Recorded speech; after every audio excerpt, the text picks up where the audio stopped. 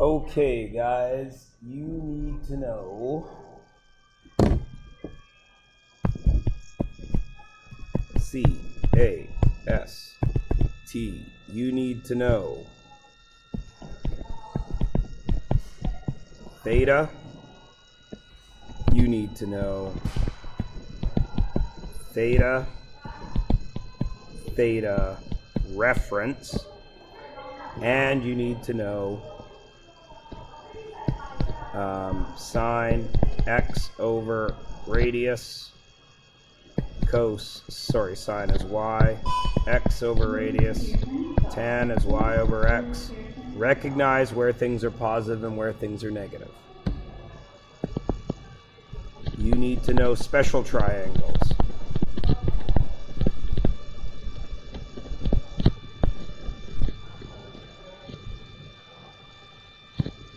(30, 60, 90, 1, 2, root 3,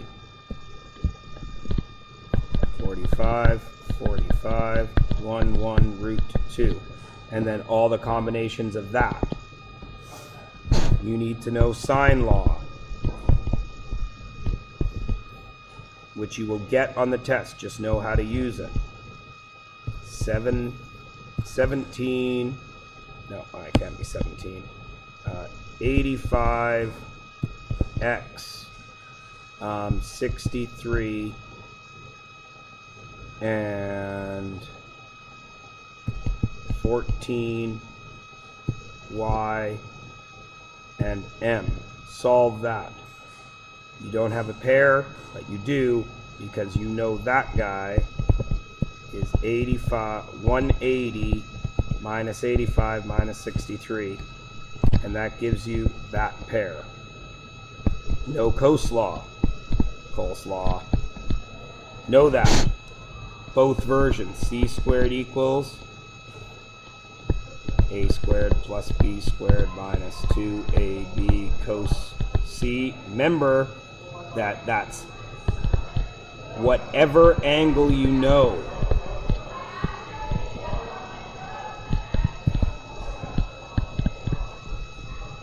And this is opposite.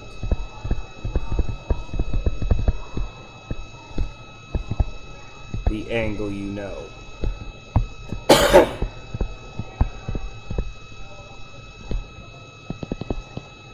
If you have all three sides, 8, 10, 12, and you want one angle, then that is the angle you make C, which means this is little c. So cos C equals little c minus a squared minus b squared over negative 2ab. Cos law, sine law.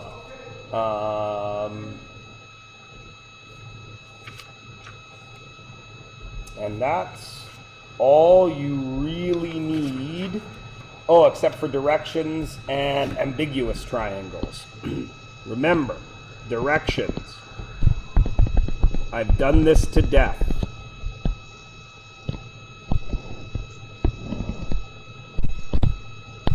I'm going to draw the same thing two ways. Okay? In blue,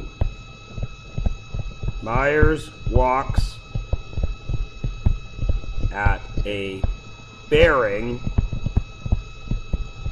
of 47 degrees, then turns to a bearing of 312 degrees. So, here I am where I start. 47 degrees is this way, yes? So, I walk up there, but I left my body and my legs.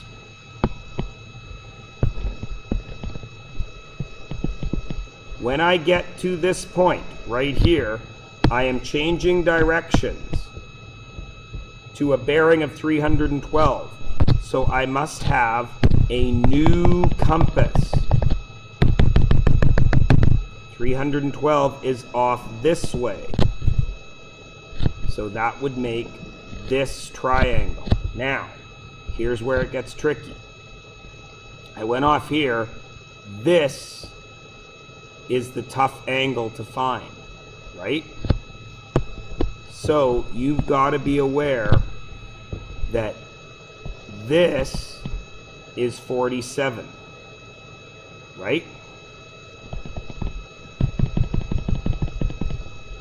In there is 47, which means in there is 47, which means in there is 33. All the way around is 312. This is 48 to get up to 360. So this is 90 minus 48, which is 32. Then I can add them together. Now I'm going to draw the same thing over here. Okay? Myers walks north 47 degrees east. So I would start north, but no, because I'm adjusting 47 degrees east. Then, when I get here, the 312 bearing becomes, then he goes off at 312 would be north 48 west would be north, but I'm adjusting 48 to the west to make that triangle. And finally, ambiguous triangles. We did them to death. If you get an angle, angles are capitalized, sorry. A equals 37 degrees. Little a equals 19. Little b equals 27. How many triangles can I have? Draw it. 37. Little b has to be here, 27, because I don't know a. A is coming down here somewhere. So I check. I need Q. I call it Q. Q equals 27 sine 37, which when I go to my calculator, 27 sine 37 is 16.24, whatever. Since A is 19, this is 16. A is 19, which means it would go too far there. But since it's less than 27, it could go here at 16, which creates this triangle. Or it could go out here at 19 and create that triangle. You got to check it. Remember, when you're doing the trig, though, you're only going to get one angle. So, when you do the sine law, you're going to get the acute angle. So you got to remember that if you're doing this one, it's going to be the other side of this. What do I mean by that? Well, let's check. 37 sine 37 over 19 equals sine theta, because this is the angle I want, over 27. Do that math. 27 sine 37 divided by 19 will get me sine theta. Then, of course, I have to shift sine theta. So I come in here and I go 27, bracket, 27 sine 37, close brackets, divided by 19. There's my decimal. Shift, sine, shift, answer. is 59 degrees. You saw that? I'll bring it back. 59 degrees. So that means this is 59. But this has to be obtuse. It cannot be 59. So, if this is 59, this must be the reverse, the reference angle for 59, which is 180 minus 59, which is 121. Now, easy to check. Go back to your calculator. There's my sine, 0.855.